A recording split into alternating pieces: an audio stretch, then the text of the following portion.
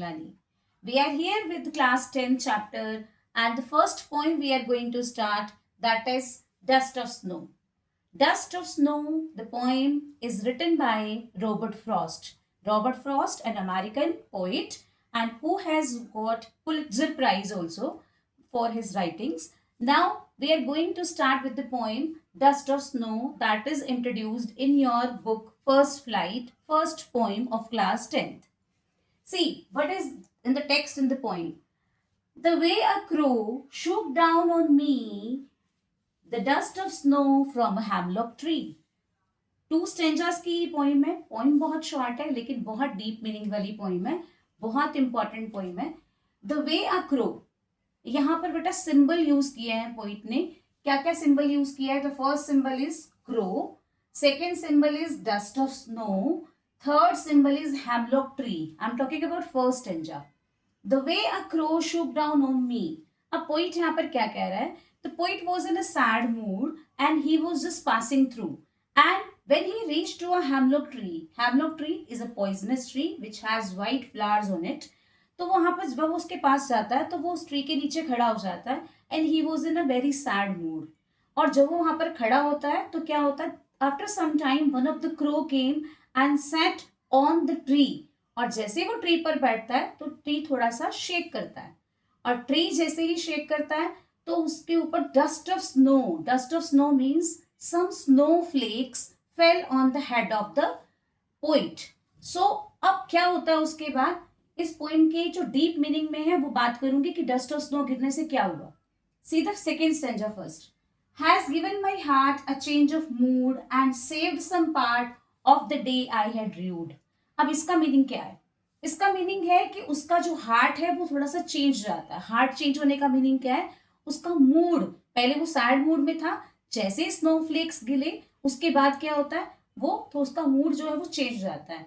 Otherwise earlier he was thinking negatively, और जैसे ही ये एक्सपीरियंस उसके साथ होता है उसके बाद उसका थिंकिंग स्टाइल पॉजिटिव हो जाता है. और वो सोचता है कि मेरे दिन का कुछ पार्ट जो है वो जो मैंने वेस्ट कर दिया है, अब थैंक गॉड कि बचा हुआ जो पार्ट है दिन का वो वेस्ट नहीं हुआ. मतलब पहले वाली नेगेटिविटी की वजह से वो सोचता है कि अब जो पॉजिटिविटी आई वो ज्यादा बेटर है. मीन्स जब जागो तभी सवेरा. चलो कुछ तो मेरे हाथ लगा कि मेरे पहला पार्ट नेगेटिविटी में गया, अब बाकी तो पॉजिटिव है ना. तो अब देखो इसका डीप मीनिंग क्या है. अब इसमें क्रो, डस्ट ऑफ स्नो और हेमलॉक ट्री, ये 3 चीजें यूज की है पोइट ने as a symbol. Crow bad omen का सिंबल है. बैड ओमेन मीन्स दुर्भाग्य. और हेमलॉक ट्री क्योंकि ये पॉइजनस ट्री है इसीलिए ये भी दुर्भाग्य है, ये भी नेगेटिविटी का सिंबल है.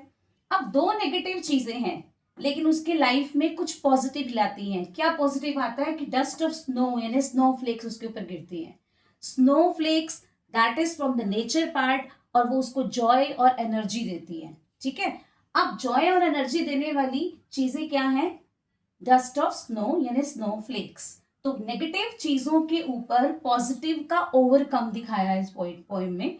पोइट ने हमें पॉजिटिविटी दी है कि लाइफ में अगर कुछ नेगेटिव हो भी रहा है तो भी हमें कुछ ऐसा एक्सपीरियंस जरूर होगा जिससे हमें आगे आने वाले टाइम में पॉजिटिविटी मिलेगी. तो पोइट ने बहुत अच्छा मैसेज यहाँ पर हम सबको दिया है. अब बात कर लेते हैं इस पोइम की राइम स्कीम की कि क्या राइम स्कीम है. आई होप आपको राइम स्कीम निकालनी आती होगी. कैसे फाइंड आउट करते हैं राइम स्कीम? देखो, the way a crow, this is A, then on me B, and snow and crow, those who are having the same rhyme, that's why this will be A. Me and tree are having the same rhyme, that will be B. So same way हम next में भी निकालेंगे. Heart, mood, part and rude. So heart and part same, CC, and mood and rude DD. तो rhyme scheme क्या बनेगी इसकी? AB, CD, CD. ये इसकी rhyme scheme हो जाएगी. अब बात करते हैं कि इसमें कौन सी पोइटिक डिवाइसेस यूज की हैं. तो सबसे पहले पोइटिक डिवाइसेस में यूज किए एंजैबमेंट. नाउ एंजैबमेंट क्या होता है? एंजैबमेंट आपको पूरी लाइन में कहीं पर कोमा या फुल स्टॉप दिखाई दे रहा है टेक्स्ट में? नहीं. तो ऐसा पोइटिक स्ट्रक्चर जहां पर हमें कोमा या फुल स्टॉप ना हो तो उसे हम एंजैबमेंट कहते हैं. ठीक है. पूरी पोइम में एंजैबमेंट यूज हुआ है. Second one is alliteration. Alliteration means the repetition of the sound, the repetition of the consonants. देखो क्या consonants यहाँ पर यूज हुए हैं, कहाँ repetition हो रही है, देखो यहाँ पर ध्यान से. saved, some, s and s, has and heart, यहाँ पर भी क्या यूज हो रहा है, दोनों के दोनों यूज हो रहे हैं, दोनों के दोनों रिपीट हो रहे हैं.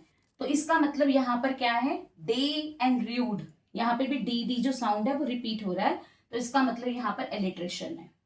अब बात कर लेते हैं आयरनी की. आयरनी का मीनिंग क्या है, यहाँ पर आयरनी तो है, नेगेटिव चीजों से हमें क्या मिल रही है, पॉजिटिव चीजें मिल रही हैं. तो दिस इज द आयरनी, कि पहले उसको नेगेटिव मिला, नेगेटिव के बाद उसको एक्सपीरियंस जो हुआ वो लाइफ में पॉजिटिव हो गया.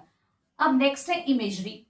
इमेजरी मतलब कौन सी इमेजरी है, यहाँ पर इमेजरी कई टाइप की होती है, यहाँ पर विजुअल इमेजरी की बात कर रहे हैं.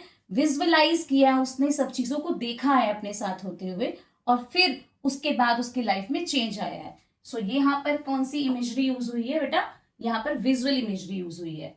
सिंबॉलिज्म मैंने आपको पहले बता ही दी है कि कौन कौन से सिंबल्स है, यहाँ पे क्रो और हेमलॉक ट्री. और मेटाफर है यहाँ पर फ्लेक्स ऑफ स्नो, यानी कि डस्ट ऑफ स्नो.